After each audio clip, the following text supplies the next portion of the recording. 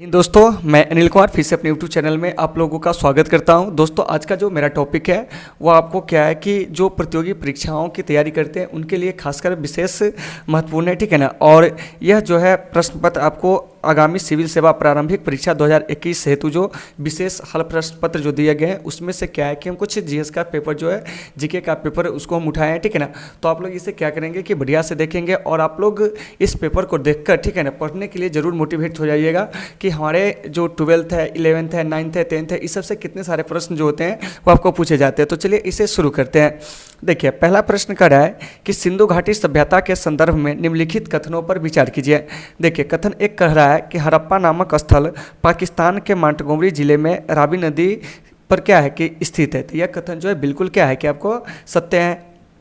दो कह रहा है कि कालीबंगा से लकड़ी की नाली के साक्ष्य मिले हैं। तो ये भी कथन जो है वो आपको बिल्कुल सत्य है। तीन में कह रहा है कि पंचतंत्र की चलाक लोमड़ी व प्यासे कौए का चित्रांकन धौलावीरा से प्राप्त हुआ है। तो देखिए, यह कथन गलत है क्योंकि पंचतंत्र की चलाक लोमड़ी व प्यासे कौए का चित्रांकन जो है वो आपको धौलावीरा से न प्राप्त होकर यह आपको लोथल से प्राप्त हुआ है। तो यह 3 नंबर कथन गलत है, बाकी ऊपर का 1-2 सही है। अब देखिए, अब हम इसका आंसर ढूंढते कैसे होगा।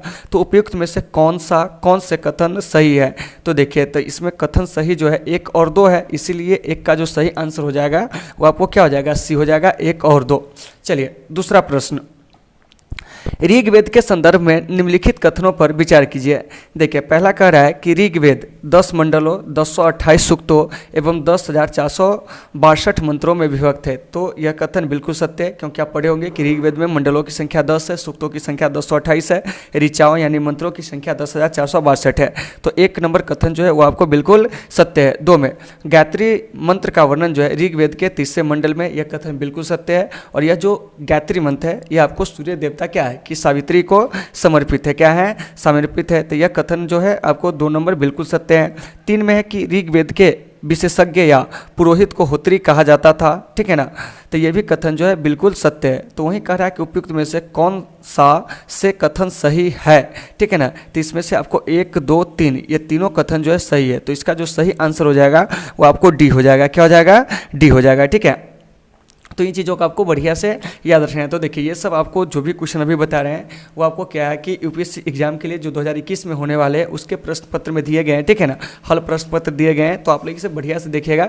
देखिए कि आपके सिलेबस से जुड़ा हुआ चीज़ ही इसमें दिया रहता है। तो आप लोग सीधे से पहले टेक्स्ट बुक को पढ़ेंगे, ठीक है ना। सारे थ्योरी आपके जो होंगे वो क्लियर हो जाएंगे और थ्योरी क्लियर हो जाएंगे तो आप किसी भी प्रकार के एग्जाम को क्या कर सकते हो, आसानी से फाइट कर सकते हो, ठीक है ना। चलिए 3 में, निम्नलिखित में से किस बौद्ध संगीति में, ठीक है ना, कि बौद्ध धर्म 2 गुटों, ठीक है ना, एक स्थविर और एक महासंघिक में विभाजित हो गया। देखिए 3 नंबर प्रश्न को समझिए क्या करा है कि निम्नलिखित में से किस बौद्ध संगति में बौद्ध संघ 2 गुट स्थविर और महासंघिक में विभाजित हो गया।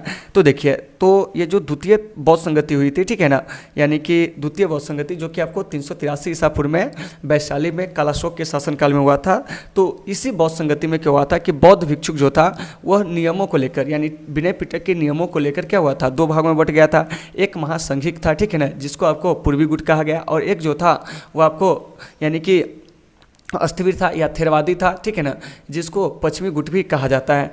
तो देखिए, तो जो मतलब क्या था कि मतलब कि बौद्ध भिक्षुक, ठीक है ना, कि विनय पिटक के नियमों को क्या किया कि परिवर्तन के साथ स्वीकार किया, वह आपको महासंघिक कहलाया, ठीक है ना। और इसका नेतृत्व जो किया था वो आपको महाकश्यप ने किया था। और वे मतलब कि बौद्ध भिक्षुक, ठीक है ना, जो आपको विनय पिटक के मूल नियमों को ही माना, वो आपको स्थविर कहलाए, ठीक है ना, या थेरवादी कहलाए, या इसी को पश्चिमी गुट के अंतर्गत रखा गया।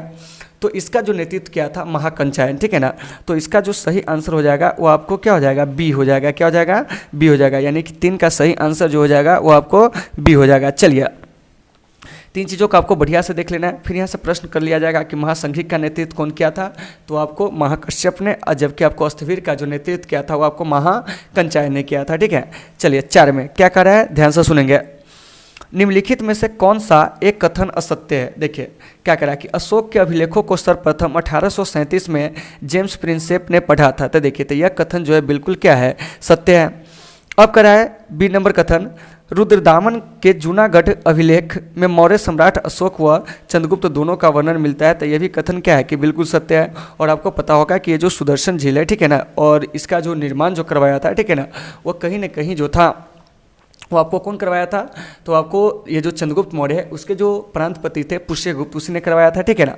उसके बाद है आपको सी नंबर में क्या करा कि अशोक के पुत्र कुणाल ने भी क्या किया था कि देवान प्रियदर्शी की उपाधि को धारण किया था। तो यह कथन गलत है। क्या है? गलत है, क्योंकि अशोक जो था वो आपको देवान प्रिय की उपाधि जो था वह धारण किया था। डी नंबर कह रहा है कि चाणक्य को भारत का मैकियावेली कहा जाता है। तो देखिए, तो इसका जो मतलब सही आंसर हो जाएगा वो आपको सी हो जाएगा, यानी कि कौन से कथन असत्य है? तो सी नंबर कथन जो है असत्य है। तो यहाँ से हम क्या सीखे कि चाणक्य को भारत का मैकियावेली कहा जाता है। ये जो रुद्रदामन के जूनागढ़ अभिलेख है उसमें मौर्य सम्राट अशोक और आपको चंद्रगुप्त मौर्य दोनों का क्या किया गया कि आपको वर्णन किया गया है। इसके अलावा जो है आपको अशोक के अभिलेखों को सर्वप्रथम जेम्स प्रिंसेप ने पढ़ा। तो यहाँ से इन सारे चीज़ों को हमने क्या किया कि मतलब सीखा, ठीक है ना। तो ये जो 4 है इसका जो सही आंसर हो जाएगा वो आपको सी हो जाएगा। चलिए 5 में क्या करा है कि देखिए मिलान करने के लिए करा है कि सूची 1 और सूची 2 से इसको सुमिलित कीजिए एवं नीचे दिए गए कूट की सहायता से सही उत्तर चुनिए। तो देखिए, एक तरफ है संवत और एक तरफ है समय से गणना। तो देखिए, विक्रम संवत की जो शुरुआत हुई थी वो आपको 58 ईसा पूर्व में, ठीक है ना। तो इसका जो एक का सही आंसर जो हो जाएगा वो आपको 4 हो जाएगा। क्या हो जाएगा? 4 हो जाएगा। उसके बाद है शक संवत। तो देखिए, शक संवत 78 ईस्वी में, तो बी का जो सही हो जाएगा वो आपको 3 हो जाएगा। गुप्त संवत 319 में, सी का जो हो जाएगा 2 हो जाएगा। उसके बाद है आपको कली संवत, यह आपको 3102 ईसा पूर्व। तो आइए इसको हम मिलाते हैं। तो एक का जो हमारा सही आंसर हो जाएगा क्या हो जाएगा? तो 4 हो जाएगा। देखिए कि चारों ऑप्शन में किस में? एक में 4 है, ठीक है ना। उसके बाद है शक संवत, तो शक संवत यानी कि बी का जो हो जाएगा 3 हो जाएगा। उसके बाद है सी यानी कि गुप्त संवत, तो सी का हो जाएगा 2, क्या हो जाएगा?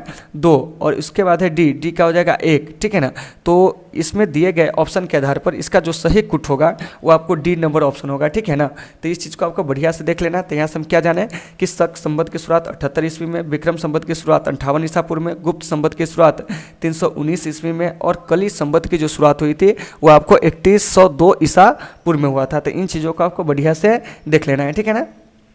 चलिए अब हम बात करते हैं 6ठा नंबर प्रश्न में, ठीक है ना, कि 6ठा नंबर प्रश्न हमारा क्या कर रहा है। तो देखिए क्या कर रहा है कि भारतीय संविधान के किस अनुच्छेद के अंतर्गत एवं किस वर्ष में राष्ट्रीय अनुसूचित जनजाति आयोग की स्थापना की गई थी। तो देखिए, अनुसूचित जनजाति आयोग की जो स्थापना की गई थी वो आपको वर्ष 2004 में, ठीक है ना। तो इसका जो सही आंसर हो जाएगा वो आपको क्या हो जाएगा? ए हो जाएगा कि वर्ष 2004 में अनुसूचित जनजाति आयोग का क्या हुआ था कि गठन हुआ था, ठीक है ना। उसके बाद क्या है कि अनुच्छेद की अगर बात किया जाए तो अनुच्छेद जो हो जाएगा वो आपको 338 हो जाएगा। क्या हो जाएगा? अनुच्छेद 338। तो इसका जो सही आंसर हो जाएगा 6 का वो आपको ए हो जाएगा। क्या हो जाएगा? ए हो जाएगा। चलिए उसके बाद है आपको 7 में क्या कर रहा है। 7 में पंचायती राज संस्थाओं का निर्वाचन कौन करवाता है। तो देखिए, पंचायती राज संस्थाओं का जो निर्वाचन कराता है वो आपको राज्य निर्वाचन आयोग कराता है, ठीक है ना। तो यहाँ से पंचायती राज आया। तो एक चीज़ को याद रखिएगा कि भारत में पंचायती राज व्यवस्था की जो शुरुआत हुई थी 2 अक्टूबर 1959 को हुई थी, ठीक है ना। और पंचायती राज व्यवस्था को 73वें संविधान संशोधन के द्वारा क्या कर दिया गया? संवैधानिक मान्यता दे दिया गया, ठीक है ना। अर्थात अब जो होगा प्रत्येक राज्य को जो है चुनाव जो है एक नियमित समय पर क्या होगा कि कराना होगा। अगर पंचायत का विघटन हो जाता है तो 6 माह के अंदर उसे क्या होगा कि चुनाव करवाना होगा, ठीक है ना। तो यहाँ से आपका एक प्रश्न आएगा कि सर भारत में पंचायती राज व्यवस्था की शुरुआत जो हुई थी वो कहाँ से हुई थी। तो आपको राजस्थान के नागौर जिला से हुआ था और इसके कुछ ही दिनों बाद जो था वो आपको आंध्र प्रदेश में भी क्या हुआ था कि पंचायती राज व्यवस्था को शुरू किया गया था। और ये जो पंचायती राज व्यवस्था है इसका जो मूल उद्देश्य है वह क्या है कि आपको स्थानीय स्तर पर क्या करना है कि लोगों को ये जो मतलब कि सरकार है, ठीक है ना, प्रशासन है, उसमें क्या करना है कि मतलब सम्मिलित करना है, ठीक है ना। 3 चीज़ों को आपको बढ़िया से याद रखना है, ठीक है ना। चलिए अब हम बात करते हैं 8 में क्या करा है कि गणतंत्र का भारतीय संविधान में क्या अभिप्राय है। तो देखिए गणतंत्र का मतलब क्या होता है। जैसे देखिए गण मतलब होता है व्यक्तियों का समूह, तंत्र मतलब होता है शासन, अर्थात व्यक्तियों के समूह के शासन को हम लोग क्या कहते हैं? गणतंत्र कहते हैं, ठीक है ना। और हमारा भारत जो था वो आपको 26 जनवरी 1950 को क्या हुआ था कि एक गणतांत्रिक देश बना था। तो देखिए यहाँ पर कह रहा है कि गणतंत्र का भारतीय संविधान में क्या अभिप्राय है। तो देखिए ऑप्शन 1 कह रहा है भारत राज्यों से मिलकर बना है, भारत ब्रिटेन के राजा के अधीन रहा है, भारत का राष्ट्राध्यक्ष निर्वाचित होता है, भारत का शासन प्रधानमंत्री चलाता है। तो इसका जो सही आंसर हो जाएगा वो हो जाएगा भारत का राष्ट्राध्यक्ष जो होते हैं वो आपको निर्वाचित होते, क्या होते हैं? निर्वाचित होते, ठीक है ना। तो इस चीज़ को आपको बढ़िया से याद रखना है। तो 12 का सही आंसर जो हो जाएगा वो आपको सी हो जाएगा, ठीक है ना। चलिए 12 कह रहे हैं कि ये जो मतलब 8 है इसका जो सही आंसर हो जाएगा वो आपको सी हो जाएगा। चलिए 9 में 9 नंबर प्रश्न जो है वो क्या कह रहा है, ध्यान से सुनिए। भारतीय संविधान में पंथ निरपेक्ष का क्या अभिप्राय नहीं है। देखिए क्या कह रहा है कि भारतीय संविधान में पंथ निरपेक्ष का क्या अभिप्राय नहीं है। तो ये 9 नंबर क्वेश्चन को गौर से समझिए, ठीक है ना। तो सबसे पहले पंथ निरपेक्ष, ठीक है ना, यानी कि यह हमारे संविधान की प्रस्तावना में मूल में नहीं था। इसे 42वें संविधान संशोधन के द्वारा 1976 में जोड़ा गया था। तो देखिए 1976 में क्या हुआ था कि भारतीय संविधान की प्रस्तावना में 3 चीज़ जोड़े गए थे, पंथ निरपेक्ष, ठीक है ना, समाजवादी और राष्ट्र की एकता और अखंडता नामक ये 3 शब्दों को क्या किया गया था, जोड़ा गया था। तो देखिए, तो वहीं आपका प्रश्न करा कि भारतीय संविधान में पंथ निरपेक्ष का क्या अभिप्राय नहीं है, 9 नंबर प्रश्न। तो सबसे पहले करा कि भारत एक हिंदू राष्ट्र घोषित किया जा सकता है, ठीक है ना। दूसरा करा कि भारत में किसी धर्म को राष्ट्रीय धर्म घोषित नहीं किया जा सकता है। सरकार सभी धर्मों को समान करेगी, सरकार सभी धर्म के व्यक्तियों के अधिकारों की संरक्षण करेगी, ठीक है ना। तो देखिए, तो इसका जो मतलब कि क्या है कि सही आंसर जो हो जाएगा आपको ये हो जाएगा कि भारत एक हिंदू राष्ट्र घोषित किया जा सकता है। तो ये कथन जो है वो आपको क्या है कि आपको गलत है। क्या है? गलत है, क्योंकि भारत एक धर्मनिरपेक्ष मतलब कि राष्ट्र है, ठीक है ना। तो यहाँ सभी धर्मों को क्या है कि समान अधिकार है, सभी धर्म के लोगों को समान संरक्षण दिया गया है, ठीक है ना। तो 9 का जो सही आंसर हो जाएगा वो आपको क्या हो जाएगा, ए हो जाएगा। चलिए 10 में क्या कराएं कि क्या सुमेलित नहीं है। ये बड़ी रोचक प्रश्न है, ठीक है ना। आप ऐसे प्रश्नों को पहली बार देखते होंगे, ठीक है ना। तो चलिए 10 नंबर प्रश्न को शुरू करने से पहले आप लोग बताएंगे कि आप लोगों को क्लास कैसी लग रही है, ठीक है ना। और ये जो क्लास हम ले रहे हैं, इस क्लास का जो मुख्य उद्देश्य है वो आपको पढ़ने के लिए प्रेरित करना है कि देखिए आपके सिलेबस से ही आपके कंपटीशन में प्रश्न जो होते हैं पूछे जाते हैं, ठीक है ना। चलिए देखिए, कह रहा है कि 10 नंबर प्रश्न निम्नलिखित में से क्या सुमेलित नहीं है। राष्ट्रपति 35 वर्ष, ठीक है ना। तो देखिए राष्ट्रपति बनने के लिए कम से कम न्यूनतम आयु जो चाहिए वो आपको 35 वर्ष चाहिए, ठीक है ना। उपराष्ट्रपति बनने के लिए भी न्यूनतम आयु चाहिए, वो आपको कम से कम क्या होना चाहिए, 35 वर्ष चाहिए। बी में कह रहा है कि उच्चतम न्यायालय का मुख्य न्यायाधीश, तो देखिए सुप्रीम कोर्ट के जो मुख्य न्यायाधीश होते हैं वो आपको 78 वर्ष की आयु में क्या हो जाते हैं कि आपको रिटायरमेंट हो जाते हैं, ठीक है ना। तो ये भी कथन जो है सत्य है। उसके बाद है सी में प्रधानमंत्री। तो देखिए प्रधानमंत्री का कह रहा है 70 वर्ष, तो प्रधानमंत्री बनने के लिए कोई भी न्यूनतम आयु नहीं है, ठीक है ना। और नहीं इसके लिए क्या है कि कोई अधिकतम आयु है। न्यूनतम आयु आप कह सकते हो कि लोकसभा का सदस्य बनने योग्य हो जाना चाहिए, यानी कि कम से कम 25 वर्ष का होना चाहिए, ठीक है ना। लेकिन अधिकतम कोई भी आयु नहीं है, ठीक है ना। तो इसका जो सही आंसर हो जाएगा वो आपको सी हो जाएगा। वैसे हम डी को भी देख लेते हैं, राज्यसभा सदस्य। तो देखिए राज्यसभा सदस्य बनने के लिए न्यूनतम आयु 30 वर्ष चाहिए, लोकसभा का सदस्य बनने के लिए 25 वर्ष चाहिए। तो इसमें जो दिए गए जो भी मतलब कि आपको विकल्प है 10 में, उसके आधार पर जो सही आंसर हो जाएगा वो हो जाएगा आपको प्रधानमंत्री, क्योंकि प्रधानमंत्री बनने के लिए क्या है कि आपको कोई न्यूनतम आयु नहीं है। ये होना चाहिए कि केवल वो लोकसभा का सदस्य मतलब कि बनने की योग्यता रखता हो, ठीक है ना। दूसरी बात है कि प्रधानमंत्री के रिटायरमेंट की जो आयु होती है कोई नहीं होती, मतलब कि कोई नहीं होती है, कोई भी अभी तक निर्धारित नहीं किया गया कि हाँ वो कितने वर्ष तक प्रधानमंत्री के पद पर रहेंगे। तो 10 का सही आंसर सी हो जाएगा, ठीक है ना। चलिए 11 में क्या कह रहा है कि मंत्री नियुक्त किए जाने के संबंध में क्या सही नहीं है। तो देखिए पहला कह रहा है कि जो लोकसभा का सदस्य नहीं है वह मंत्री नहीं बन सकता। दूसरा कह रहा है कि राज्यसभा का सदस्य मंत्री बन सकता है, ठीक है ना। उसके बाद कह रहा है कि लोकसभा का सदस्य मंत्री बन सकता है, संसद का सदस्य मंत्री बन सकता है। तो देखिए लोकसभा राज्यसभा, ठीक है ना, दोनों सदन के सदस्य जो मंत्री बन सकते हैं, और लोकसभा राज्यसभा से ही संसद मिलकर क्या होते हैं कि बनते हैं, यानी कि संसद के दोनों क्या है कि आपको क्रमशः निम्न सदन और उच्च सदन है, ठीक है ना।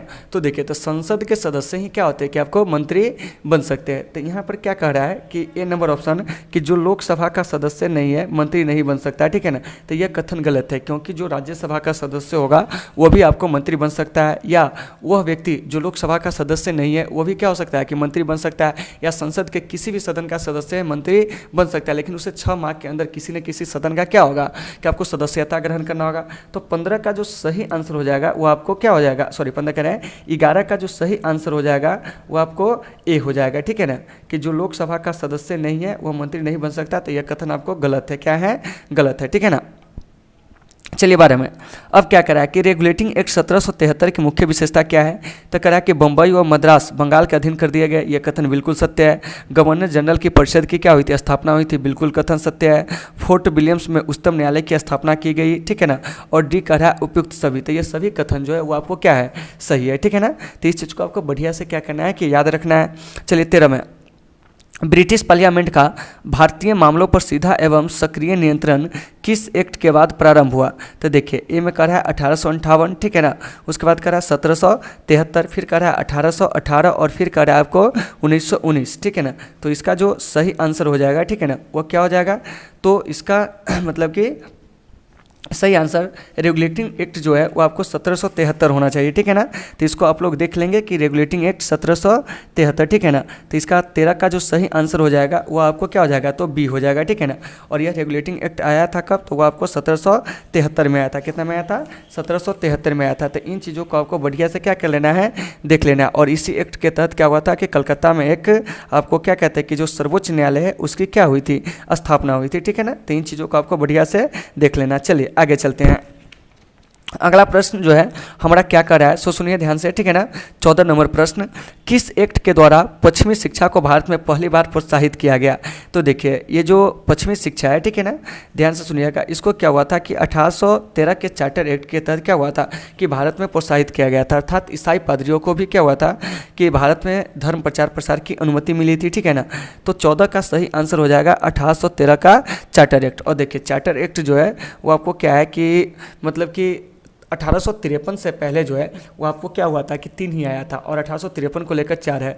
तो वो कौन कौन से चार्टर एक्ट है? तो देखिए एक 1793, 1813, 1833, 1853, और ये जो प्रत्येक चार्टर एक्ट है वो आपको 20 वर्ष के अंतराल पर आया। तो इन चीज़ों को आपको बढ़िया से क्या कर लेना है? देख लेना है। तो 14 नंबर प्रश्न वही कर रहा है कि किस एक्ट के द्वारा पश्चिमी शिक्षा को भारत में पहली बार प्रोत्साहित किया गया था? तो ये आपको मतलब कि क्या कहते हैं कि 1813 के चार्टर एक्ट के द्वारा।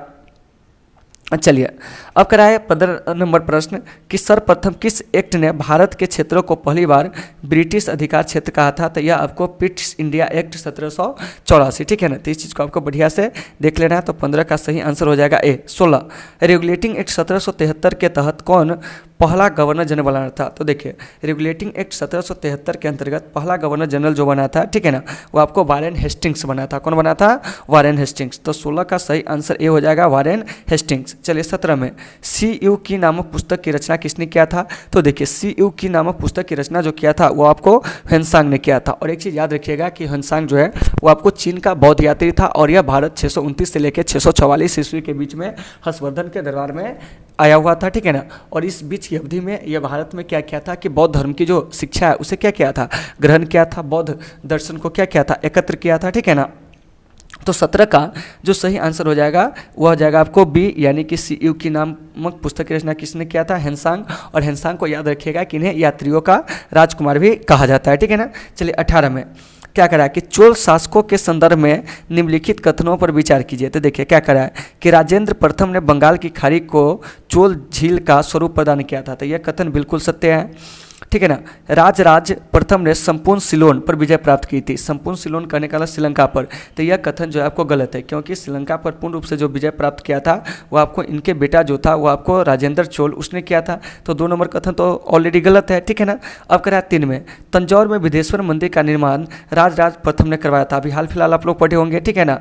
तो देखिए तो ये 3 नंबर कथन जो है वो आपको क्या है कि सत्य है। तो इसका जो सही आंसर होगा 1 और 3 होगा। तो देखिए ऑप्शन में कहीं पर 1 और 3 है, देखिए किसी भी ऑप्शन में 1 और 3 नहीं दिया हुआ है। तो इसका जो सही आंसर हो जाएगा कथन आपको क्या मतलब कि 1 और 3 होगा, ठीक है ना। तो इसको आंसर आप लोग बना लीजिएगा 1 और 3। चलिए अब हम बात करते हैं 19 नंबर का। निम्नलिखित में से किस क्षेत्र का प्राचीन नाम जेजाक मुक्ति था? तो यह आपको बुंदेलखंड का था। किसका था? बुंदेलखंड का। और बुंदेलखंड जो है वो आपको उत्तर प्रदेश में अभी क्या है कि स्थित एक जगह है, ठीक है ना। चलिए 20 में किस इमारत को इस्लामी वास्तुकला का रत्न कहा गया है? तो देखिए यह आपको अलाई दरवाज़ा को कहा गया, और अलाई दरवाज़ा का निर्माण जो था वो आपको अलाउद्दीन खिलजी के द्वारा कराया गया था। जबकि कुवत उल इस्लाम मस्जिद जो है वो आपको कुतुबुद्दीन ऐबक के द्वारा क्या किया गया था? बनवाया गया था।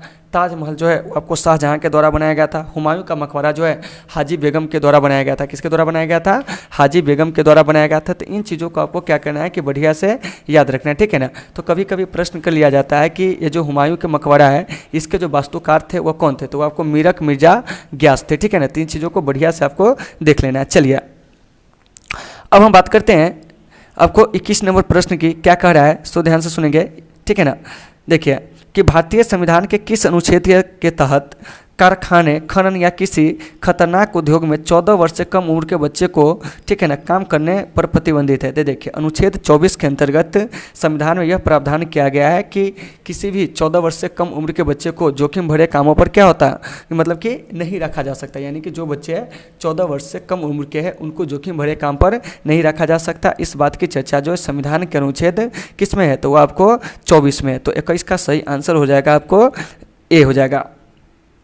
चलिए 22 में क्या करा है कि भारतीय सेना, ठीक है ना, यानी कि इंडियन जो आर्मी है, नौसेना यानी कि नेवी और भारतीय वायुसेना यानी कि इंडियन एयरफोर्स, यानी कि इन तीनों का जो सर्वोच्च प्रमुख होता है वो कौन होता है, तो वो आपको राष्ट्रपति होते हैं। कौन होते हैं, राष्ट्रपति होते हैं। यानी कि भारत में तीनों सेना के जो सुप्रीम कमांडर होते हैं वो राष्ट्रपति होते हैं। तो 22 का सही आंसर जो हो जाएगा वो आपको डी हो जाएगा, ठीक है ना। तो आप लोगों को क्लास कैसी लग रही आप लोग बताएंगे जरूर, ठीक है ना। और इस क्वेश्चन को पढ़ाने का मेरा मुख्य उद्देश्य था कि आपको क्या करना है, कि हमें मोटिवेट करना है। चलिए अब देखिए आगे क्या है कि लोकसभा के सदस्यों का निर्वाचन किस पद्धति से होता है। तो देखिए लोकसभा के सदस्यों का निर्वाचन जो होता है वो आपको फर्स्ट द पोस्ट सिस्टम से होता है, ठीक है ना। तो इसका सही आंसर हो जाएगा ए। तो आपका यहाँ से प्रश्न आएगा कि sir first past the post system क्या होता है। तो देखिए तो विधानसभा या लोकसभा के निर्वाचन में क्या होता है कि जब कई उम्मीदवार खड़े होते हैं, तीन में से जिस उम्मीदवार को क्या होता है कि ज़्यादा सीटें, मतलब सॉरी क्या कहते हैं, ज़्यादा मतलब कि मत प्राप्त होता है वह जीतता है। तो इसी को कहा जाता है आपको क्या, कि मतलब कि first past the post system. यानी कहने का मतलब ये हुआ कि जिस उम्मीदवार को, ठीक है ना, अपने निर्वाचन क्षेत्र से, ठीक है ना, जो मतलब कि क्या है कि खड़े उम्मीदवार है उनमें से जो इसको सबसे अधिक मत मिलेगा वही विजेता घोषित किया जाएगा। तो इसी को कहा जाता है first past the post system, ठीक है ना। तो लोकसभा के सदस्यों का निर्वाचन जो होता है ऐसे ही होता है, विधानसभा के सदस्यों का निर्वाचन भी आपको इसी प्रकार से होता है। चलिए 24 में किस ब्रिटिश अधिकारी को भारत में स्वायत्त संस्थाओं का जनक कहा जाता है। यानी कि किस ब्रिटिश अधिकारी को भारत में स्थानीय स्वशासन का जनक कहा जाता है, तो वह है आपको लॉर्ड रिपन। तो लॉर्ड रिपन के द्वारा ही 1882 ईस्वी में क्या हुआ था कि भारत में स्थानीय स्वशासन की शुरुआत की गई थी। तो 24 का सही आंसर हो जाएगा आपको बी। चलिए 25 में निम्नलिखित में से क्या सही नहीं है। तो देखिए 73वां संविधान संशोधन अधिनियम 1992, ठीक है ना, राष्ट्रीय प्रसार सेवा 1953, ठीक है ना, सामुदायिक विकास कार्यक्रम 1950, प्रजातांत्रिक विकेंद्रीकरण 1959। तो इसका जो सुमिलित नहीं होगा वो हो जाएगा आपको सामुदायिक विकास कार्यक्रम, क्योंकि सामुदायिक विकास कार्यक्रम जो है वो आपको 2 अक्टूबर 1959 को क्या हुआ था, सॉरी 2 अक्टूबर यानी कि 1952 को शुरू हुआ था। तो याद रखिएगा कि सामुदायिक विकास कार्यक्रम की शुरुआत कब हुई थी, 2 अक्टूबर 1952 को। प्रजातांत्रिक विकेंद्रीकरण यानी कहने का मतलब पंचायती राज 1959 में, राष्ट्रीय प्रसार सेवा 1953 में, उसके बाद है 73वां संविधान संशोधन अधिनियम 1992 जिसके द्वारा पंचायतों को क्या किया गया था, संवैधानिक मान्यता दिया गया था। तो 25 का जो सही आंसर हो जाएगा वो आपको क्या हो जाएगा, बी हो जाएगा, ठीक है ना। और पूछेगा कि सामुदायिक विकास कार्यक्रम की शुरुआत कब हुई थी, तो आपका सही आंसर आना चाहिए 2 अक्टूबर 1952। चलिए 26 में क्या करा है कि भारत का एकमात्र पड़ोसी देश, ठीक है ना, जिसे भारत ने सन 1975 में, ठीक है ना, एक राज्य के रूप में सम्मिलित किया था, तो वह था आपको सिक्किम। क्या था, सिक्किम था। तो देखिए सिक्किम को क्या हुआ था कि 1974 में सहवर्ती राज्य बनाया गया था और 1975 में सिक्किम को क्या किया गया था कि आपको पूर्ण राज्य बना लिया गया था, ठीक है ना, 36वें संविधान संशोधन के द्वारा, ठीक है ना। तो इन चीज़ों को आपको याद रखना है। तो 26 का सही आंसर हो जाएगा डी, सिक्किम। चलिए 27 में निम्नलिखित में से कौन संविधान सभा के सदस्य नहीं थे। ऑप्शन है Mahatma Gandhi, doctor B R Ambedkar, Jawaharlal Nehru, B N Rao. तो इसका जो सही आंसर हो जाएगा वो हो जाएगा आपको महात्मा गांधी, ठीक है ना, क्योंकि महात्मा गांधी संविधान सभा के सदस्य नहीं थे। चलिए 28 में क्या करा, निम्नलिखित में से किस पार्टी ने संविधान सभा का बहिष्कार किया था। तो देखिए मुस्लिम लीग ने क्या किया था कि संविधान सभा का बहिष्कार किया था। और एक चीज़ याद रखिएगा कि मुस्लिम लीग एक सांप्रदायिक पार्टी थी और इस पार्टी की स्थापना 30 दिसंबर 1906 को क्या हुआ था कि ढाका में आगा खां, ठीक है ना, समी उल्लाह खां और मोहसिन उल मुल्क नामक व्यक्तियों के द्वारा क्या हुआ था कि मुस्लिम लीग की स्थापना की गई थी। तो इन सारे चीज़ों को आपको बढ़िया से देख लेना है। चलिए 29 में भारत के किस सदन को कभी विघटन नहीं किया जा सकता है। तो देखिए लोकसभा, राज्यसभा, विधानसभा, दिल्ली की विधानसभा। तो देखिए लोकसभा को भी भंग किया जा सकता है, राज्यसभा को भी क्या किया जा सकता है, सॉरी राज्यसभा करें, विधानसभा को भी भंग किया जा सकता है, चाहे वो दिल्ली की विधानसभा हो चाहे किसी भी राज्य की विधानसभा हो, उसको भंग किया जा सकता है। लेकिन राज्यसभा को क्या है कि आपको विघटन नहीं किया जा सकता है, ठीक है ना। क्या किया जा सकता है, विघटन नहीं किया जा सकता है, क्योंकि राज्यसभा जो है वो आपको संसद का क्या है कि अस्थायी सदन है। क्या है, अस्थायी सदन है। तो इन चीज़ों को आपको बढ़िया से क्या करना है, याद रखना है, ठीक है ना। कि भारत में किस सदन को कभी विघटित नहीं किया जा सकता है, तो वह आपको राज्यसभा। और राज्यसभा का सदस्य बनने के लिए कम से कम न्यूनतम उम्र जो चाहिए 30 वर्ष चाहिए। और राज्यसभा के जो सभापति होते हैं वो आपको कौन होते हैं, तो राज्यसभा के सभापति जो होते हैं वो आपको यानी कि भारत के उपराष्ट्रपति होते हैं। तो इन चीज़ों को बढ़िया से याद रखना है, ठीक है ना। चलिए अब क्या करा है 30 में, दिल्ली क्या है, तो देखिए करा पूर्ण राज्य, केंद्र शासित संघ राज्य क्षेत्र, राष्ट्रीय राजधानी क्षेत्र, उसके बाद करा अनुच्छेद 370 के तहत विशेष राज्य। तो देखिए दिल्ली जो है एक केंद्र शासित राज्य है और यह आपको राष्ट्रीय राजधानी क्षेत्र है। तो ये जो हो जाएगा आपको 2 और 3 यह दोनों कथन जो है वो आपको सही है। तो ऑप्शन में देखिए कि 2, 3 किस में है, तो 2, 3 जो है वो आपको ए नंबर ऑप्शन में है, इसीलिए इसका सही आंसर जो हो जाएगा वो आपको ए हो जाएगा। चलिए 31 में, नीति आयोग ने किस आयोग का स्थान लिया है, तो देखिए नीति आयोग ने योजना आयोग का क्या किया है, स्थान लिया है। तो यहाँ से एक चीज़ याद रखिएगा कि योजना आयोग का गठन जो हुआ था 15 मार्च 1950 को, ठीक है ना, और योजना आयोग को 2014 में समाप्त कर दिया गया। तब इसके जगह पर क्या हुआ था कि आपको नीति आयोग की स्थापना 1 जनवरी 2015 को हुई थी। नीति आयोग के जो अध्यक्ष होते हैं वो आपको प्रधानमंत्री होते हैं, ठीक है ना, और ये जो योजना आयोग था उसके भी अध्यक्ष जो होते थे वो आपको प्रधानमंत्री ही होते थे। तो इन चीज़ों को आपको बढ़िया से याद रखना है, ठीक है ना। चलिए अब करा कि भारत का वह पहला राज्य जिसे 2 केंद्र शासित संघ राज्य क्षेत्रों में विभाजित कर दिया गया था, तो वह है आपको जम्मू कश्मीर। क्या है, जम्मू कश्मीर, ठीक है ना, क्योंकि जम्मू कश्मीर को क्या है कि आपको मतलब क्या हुआ था कि 31 अक्टूबर 2019 को लद्दाख और जम्मू कश्मीर में क्या कर दिया गया था कि संघ राज्य में बांट दिया गया था। क्योंकि 5 अगस्त 2019 को वहाँ से क्या था कि ये जो मतलब धारा 370 और आपको आर्टिकल क्या था कि 35A जो था उसको क्या कर दिया गया था, मतलब निरस्त कर दिया गया था, ठीक है ना। उसके बाद से ये जो जम्मू कश्मीर है 31 अक्टूबर 2019 को क्या हुआ था कि आपको इससे 2 अलग राज्य बनाए गए, एक लद्दाख और एक जो था आपको मतलब क्या कहते हैं कि जम्मू और कश्मीर, और ये दोनों जो है भारत के अब संघ राज्य है। तो इन चीज़ों को आपको याद रखना है। तो ही आपका प्रश्न कर रहा है 32 नंबर कि भारत का वह पहला राज्य है जिसे 2 केंद्र शासित संघ राज्य क्षेत्रों में विभाजित कर दिया गया, तो वो आपको जम्मू और कश्मीर है। चलिए 33 में, उच्चतम न्यायालय में न्यायाधीश बनने के लिए कम से कम कितनी आयु चाहिए, तो देखिए तो उच्चतम न्यायालय में न्यायाधीश बनने के लिए जो न्यूनतम आयु है वो आपको कोई निर्धारित नहीं है, यानी कि कोई सीमा निर्धारित नहीं है, ठीक है ना। चलिए 34 में, किस एक्ट द्वारा गवर्नर जनरल को भारत का वायसराय भी कहा जाता है, तो देखिए 1858 के जो भारत शासन अधिनियम आया था उस अधिनियम के तहत भारत के गवर्नर जनरल को भारत का वायसराय कहा जाने लगा, ठीक है ना।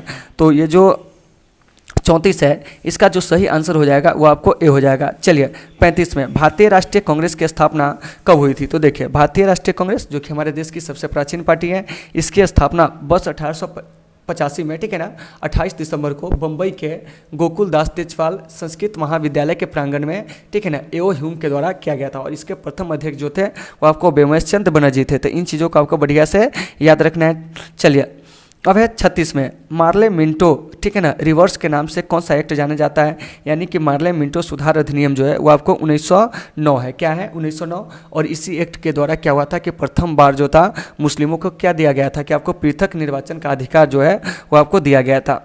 चलिए तो 36 का सही आंसर हो जाएगा 1909। चलिए 37 में, मॉन्टेग्यू चेम्सफोर्ड, ठीक है ना, रिफॉर्म्स के नाम से कौन सा एक्ट जाना जाता है, तो ये आपको 1919 का अधिनियम जाना जाता है। कौन जाना जाता है, 1919 का अधिनियम, क्योंकि आप लोग को पढ़ाए थे कि 1919 का जो क्या है कि भारत शासन अधिनियम है उसको हम लोग क्या कहते हैं, मॉन्टेग्यू चेम्सफोर्ड सुधार अधिनियम भी कहते हैं, ठीक है ना। तो ये जो मॉन्टेग्यू था उस समय क्या था कि मतलब भारतीय सचिव हुआ करते थे और ये जो चेम्सफोर्ड थे उस समय वायसराय थे, ठीक है ना। तो इन दोनों ने मिलकर जो प्लान बनाया था भारत में, ठीक है ना, भारतीय लोगों के लिए, उसी को कहा गया था मॉन्टेग्यू चेम्सफोर्ड सुधार अधिनियम, जो कि 1919 है। तो इसका जो सही आंसर हो जाएगा 36 का, ठीक है ना, सॉरी 36 का 37 का, वो आपको ए हो जाएगा। अब देखिए 38 में क्या करा है कि दिल्ली सल्तनत के शासकों के सबसे लंबे कार्यकाल के अनुसार अवरोही क्रम में रखे, मतलब क्या हो गया कि घटते क्रम में रखना है आपको, ठीक है ना। तो देखिए दिल्ली सल्तनत के अंतर्गत 5 राजवंशों ने शासन किया था, ठीक है ना, जिसमें से एक वंश जो था वो आपको क्या था, तो सबसे पहले दास वंश था, ठीक है ना। दास वंश के बाद जो था वो आपको गुलाम कहते हैं खिलजी वंश था, ठीक है ना। खिलजी वंश के बाद जो था आपको तुगलक वंश था। तुगलक के बाद जो था वो आपको सैयद था। क्या था, सैयद था। सैयद के बाद जो था वो आपको लोधी वंश था। तो यह तो दिल्ली सल्तनत के अंतर्गत शासन करने वाले 5 राजवंश हुए। तो देखिए दास वंश का शासनकाल 1206 से 1290, ठीक है ना, इसको याद रखना है। खिलजी वंश का 1290 से 1320, तुगलक वंश का 1320 से 1414, सैयद वंश का 1414 से जो है 1451, लोधी वंश का 1414 मतलब 51 से 1526 है। तो देखिए तो इसमें सबसे लंबा कार्यकाल जो है वह किसका है, तो इसमें जो सबसे लंबा कार्यकाल है वो आपको तुगलक वंश का है। उसके बाद जो है आपको गुलाम वंश का है, ठीक है ना, और गुलाम वंश के बाद जो है वो आपको किसका है, तो आपको यानी कि क्या कहते हैं कि लोधी वंश का है। लोधी वंश के बाद जो है वो आपको सैद वंश का है, ठीक है ना, और सैद वंश के बाद जो है खिलजी वंश का है। तो यहाँ से देखिए कि सबसे पहले ए में देखिए कि किसमें तुगलक वंश है, तो दो ऑप्शन में तुगलक वंश पहले दिया है। तुगलक के बाद है आपको गुलाम वंश का शासन लंबा, तो देखिए तो बी नंबर में गुलाम वंश है, सी में लोधी है, तो इसका करेक्ट आंसर जो हो जाएगा वो आपको अब मिलाने की आवश्यकता भी नहीं है, और इसका जो सही आंसर हो जाएगा वो आपको बी हो जाएगा। चलिए अब हम बात करते हैं 39 में, दक्षिण भारत में स्थापित हिंदू राज्य विजयनगर की स्थापना किस नदी के तट पर हुई थी। तो देखिए विजयनगर साम्राज्य की जो स्थापना हुई थी वो आपको क्या हुआ था कि तुंगभद्रा नदी के तट पर हुआ था। किस नदी के तट पर हुआ था, तुंगभद्रा नदी के तट पर। और विजयनगर साम्राज्य की जो स्थापना किया था वो आपको हरियर और बुक्का नामक दो भाइयों ने किया था, ठीक है ना। तो इन चीज़ों को आपको बढ़िया से याद रखना है कि हरियर और बुक्का नामक दो भाइयों ने ही विजयनगर साम्राज्य की स्थापना 1336 ईस्वी में किया था। और इस विजयनगर साम्राज्य के अंतर्गत क्या हुआ था कि आपको 4 राजवंशों ने शासन किया था, जिसमें से आपको एक संगम वंश था, ठीक है ना, सालू वंश था, तुलु वंश था, और एक जो था अरविडू वंश था। तो इन सारे चीज़ों को आपको बढ़िया से याद रखना। वैसे स्पेशल वीडियो जो है हम वह विजयनगर साम्राज्य पर आपको बनाकर क्या है कि अपने चैनल के प्लेलिस्ट में हिस्ट्री में डाल चुके हैं, तो आप वहाँ से जाकर देख सकते हैं विजयनगर पे स्पेशल वीडियो। चलिए, और आप लोगों को दोस्तों क्लास कैसी लग रही है, आप लोग अपना फीडबैक जरूर दीजिए। मेरे इस क्लास को मतलब लेने का एक मुख्य उद्देश्य था कि आपको पढ़ाई के लिए मोटिवेट करना, कि देखो कि आपके सिलेबस से कितने क्वेश्चन जो होते हैं आपके एग्जाम में जो होते हैं मतलब कि जनरल के एग्जामों में पूछे जाते हैं, ठीक है ना। चलिए, तो 39 का सही आंसर हो जाएगा तुंगभद्रा। चलिए 41 में, हुमायूं के मकबरे से संबंधित निम्नलिखित कथनों पर विचार कीजिए। तो देखिए हुमायूं का मकबरा भारतीय तथा क्या है कि फारसी वास्तुकला का उदाहरण है, ये कथन बिल्कुल सत्य है। इसे ताजमहल का पूर्वगामी कहा जाता है, तो ये भी कथन बिल्कुल सत्य है। तो याद रखिएगा कि ये जो मतलब हुमायूं का मकबरा है इसे ताजमहल का पूर्वगामी कहा जाता है, ठीक है ना। इस मकबरे का वास्तुकार ईसा खां थे, तो यह गलत है, क्योंकि इस मकबरे का जो वास्तुकार थे वो आपको मिर्जा ग्यास थे। कौन थे, मिर्जा ग्यास थे, ठीक है ना। तो इस चीज़ को आपको बढ़िया से देख लेना है, ठीक है ना, कि हुमायूं के मकबरे का जो वास्तुकार था वो कौन था, तो मिर्जा ग्यास था, ठीक है ना। तो देखिए तो इसमें से कथन 1 और कथन 2 जो है वो आपको सही है, ठीक है ना। तो इस पर देखिए कि कौन सा मतलब कि ऑप्शन है जिसमें केवल 1 और 2 दिया हुआ है, तो ये आपको बी में है, तो इसका जो सही आंसर हो जाएगा वो आपको बी हो जाएगा। चलिए 41 में, अकबर के नवरत्नों पर क्या कीजिए कि आपको विचार करना है। क्या करना है, विचार करना है। तो देखिए क्या कह रहा है, अबुल फजल ने अकबरनामा को कुल 7 वर्षों में लिखा था। बीरबल का जन्म जो है काल्पी उत्तर प्रदेश में हुआ था, ठीक है ना। तो देखिए तो ये दोनों कथन जो है वो आपको सत्य है। फिर है 3 में, टोडरमल अकबर का वित्त मंत्री था जिसे दीवान अशरफ पद पर 1582 ईस्वी में क्या किया गया था, अकबर के द्वारा नियुक्त किया गया था। तो ये भी कथन जो है बिल्कुल सत्य है। तो दीवान अशरफ का मतलब भूमि विभाग का अध्यक्ष होता है, ठीक है ना। देखिए और उसके बाद कर रहा है 4 में कि तानसेन अकबर से पूर्व क्या था कि आमेर के राजा जो था, ठीक है ना, भारमा मतलब कि भारमल, वहाँ के ये क्या थे कि आपको दरबारी थे। क्या थे, दरबारी थे। तो यह कथन जो है वो आपको क्या है कि गलत है। क्या है, गलत है। तो सबसे पहले जान लीजिए तानसेन के बारे में हल्का सा, कि तानसेन का जो मूल नाम था वो आपको रामतनु पांडे था, ठीक है ना। तो ये जो संगीत सम्राट तानसेन है इनका जो जन्म हुआ था वो आपको ग्वालियर में हुआ था। तो ये जो मतलब तानसेन जी है ये क्या थे कि आपको अकबर से पूर्व क्या था कि आपको रीवा के जो राजा थे रामचंद्र उसके यहाँ ये क्या थे, दरबारी थे, ठीक है ना। तो देखिए तानसेन जो थे बहुत अच्छे मतलब गाया करते थे, इसलिए अकबर ने क्या किया था कि तानसेन को कंठा भरण वाणी विलास की उपाधि से क्या किया था, सम्मानित किया था। तो देखिए तो सबसे पहले इस प्रश्न को देख लीजिए क्या कर रहा है कि अकबर के नवरत्नों पर विचार कीजिए। तो अबुल फजल ने अकबरनामा को कुल 7 वर्षों में लिखा था, बिल्कुल सत्य है। बीरबल का जन्म कल्पी उत्तर प्रदेश में हुआ था, कथन बिल्कुल सत्य है। टोडरमल अकबर का वित्त मंत्री था तथा दीवान अशरफ पद पर नियुक्त था, तो यह कथन जो है बिल्कुल सत्य है। तानसेन अकबर के पूर्व आमेर के राजा भारमल के वहाँ दरबारी थे, ठीक है ना। तो यह गलत है, क्योंकि तानसेन जो था, ठीक है ना, रीवा के महाराज जो थे रामचंद्र उसके यहाँ क्या था कि दरबारी था। तो इसका जो सही आंसर हो जाएगा वो आपको 1, 2, 3। तो ऑप्शन में देखिए कि किस ऑप्शन में 1, 2 और 3 जो है वो आपको दिया गया है, ठीक है ना, वहीं इसका क्या जाएगा, सत्य हो जाएगा। तो देखिए ऑप्शन नंबर सी में 1, 2 और 3 दिया हुआ है, तो इसका सही आंसर सी हो जाएगा। चलिए 42 में, निम्नलिखित में से कौन सी समिति आयोग केंद्र राज्य संबंध से संबंधित नहीं है।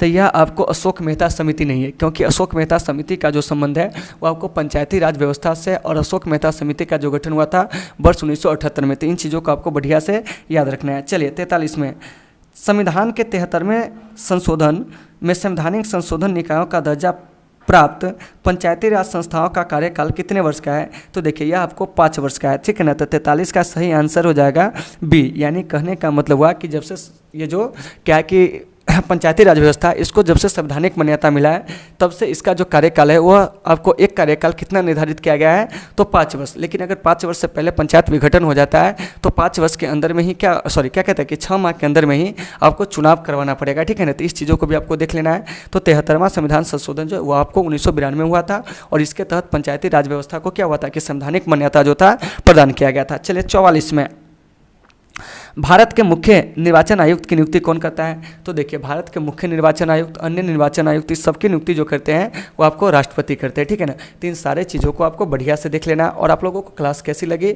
आप लोग अपना फीडबैक जरूर देंगे। देखिए ये क्लास लेने का मेरा मेन मकसद जो था वो क्या था कि आप लोगों को पढ़ाई के प्रति जागृत करना कि देखो भाई ये आपको क्या है कि आगामी सिविल सेवा प्रारंभिक परीक्षा 2021 हेतु विशेष हल प्रश्न दिया हुआ है। तो इसमें से ज़रूर है कि आपको 10 से 5 क्वेश्चन जो होंगे लगभग जो होंगे इस पैटर्न के पूछे जाएंगे। तो ये काफ़ी महत्व रखता है, ठीक है ना। कि देखिए आपके सिविल सेवा के लिए ऐसे सेट तैयार किए जाते हैं, मतलब समझ रहे हो ना कि सिविल सेवा की परीक्षा भी आसान होते हैं बशर्ते कि आप शिद्दत से कॉन्सेप्ट के साथ अगर तैयारी करें तो दोस्तों मुझे उम्मीद है कि आप इस टॉपिक को समझ गए होंगे। तो चलिए आज की इस क्लास को हम यहीं पर विराम देते हैं, फिर मिलते हैं आपसे अगले क्लास में। जब तक के लिए आप सबों से सुविधा, take care all of you.